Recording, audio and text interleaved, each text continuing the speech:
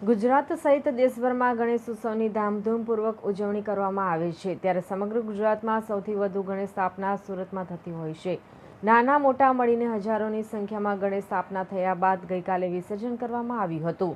શ્રીજીના વિસર્જન માટે વહીવટીતંત્ર દ્વારા ખૂબ જ સારી તૈયારી કરવામાં આવી હતી। કૃત્રિમ તળાવ પણ કરોડો રૂપિયાના ખર્ચે બનાવવામાં આવ્યા, પરંતુ આજે જ્યારે સુરતની ડિંડોલી ખરવાસાની નહેરમાંથી રઝળતી અને અર્ધ વિસર્જિત કરાયેલી પીઓપીની ગણેશજીની 3000થી વધુ પ્રતિમાઓ મળી આવી હતી। સાંસ્કૃતિક રક્ષા સમિતિ સંચાલિત માધવ ગૌશાળાના 200થી વધુ ગૌસેવકો દ્વારા આ પ્રતિમાઓને હજીરાના દરિયા કિનારા ખાતે પુનઃ વિસર્જિત કરવામાં આવી હતી।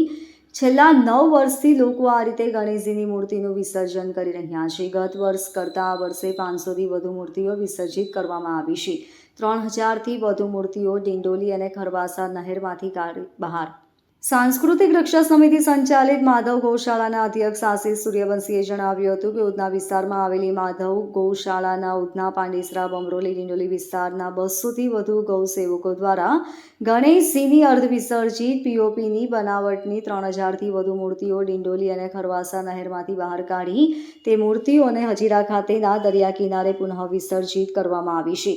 છેલ્લા 9 વર્ષથી ભક્તોમાં જાગૃતિ ફેલાવવાના હેતુથી અમારી સંસ્થા દ્વારા શહેરીજનોને અપીલ કરવામાં આવે છે કે કોઈ પણ દેવી દેવતાની પ્રતિમાઓ સ્થાપિત કર્યા બાદ તેનું વિધિસર વિસર્જન કરવામાં આવે નહીં કે આ પ્રકારે નહેર કે અવાવરૂ જગ્યાએ મૂકીને જતા રહેવાનું।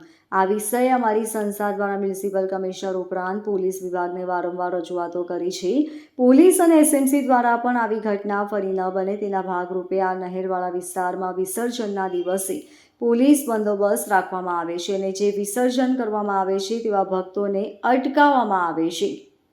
તેમ છતાં ના સમજ ગણેશ ભક્તો દ્વારા આ તકનો લાભ લઈને વિસર્જન કરી જાય છે। વધુમાં તેમણે જણાવ્યું હતું કે અમારી સંસ્થા દ્વારા તમામ ભક્તોને અપીલ કરવામાં આવે છે કે આ પ્રકારના વિસર્જનથી આપણી ભક્તિનો કોઈ લાભ થતો નથી અને તમે પાપના ભાગી બનો છો અને ધર્મની બદનામી કરો છો।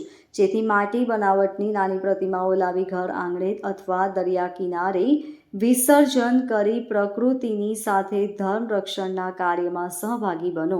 જય ગણેશ, જય શ્રી રામ। હું આશિષ સૂર્યવંશી, સાંસ્કૃતિક રક્ષા સમિતિ સંચાલિત શ્રી માધવ ગૌશાલા એનિમલ અધ્યક્ષ।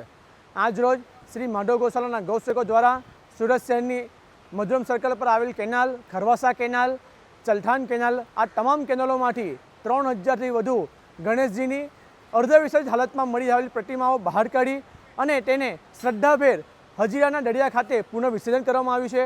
આ કાર્યમાં 200થી વધુ ગૌસેવકો જોડાયા હતા અને સવારથી 6 વાગ્યાથી લઈને સાંજના 4 વાગ્યા સુધી આ કાર્ય ચાલુ રહ્યું છે। સાથે સાથે હું તમામ ગણેશ ભક્તોને એક વિનંતી કરવા માગું છું કે જો આપણે બાપાને આટલા વાતતા ગાતે લાવીએ છીએ તો એમની વિદાય પણ સારી રીતે જ થવી જોઈએ, ના કે આવી રીતના આપણે કિચડોમાં, ગંદકીઓમાં ફેંકીને જવું જોઈએ। હું તમામને એક અપીલ કરવા માગું છું, આપણે માટીની મૂર્તિ લાવીએ અને પીઓપીની મૂર્તિનો બહિષ્કાર કરીએ। જય Shri Ganesh. Bureau report, LK star news, Surat.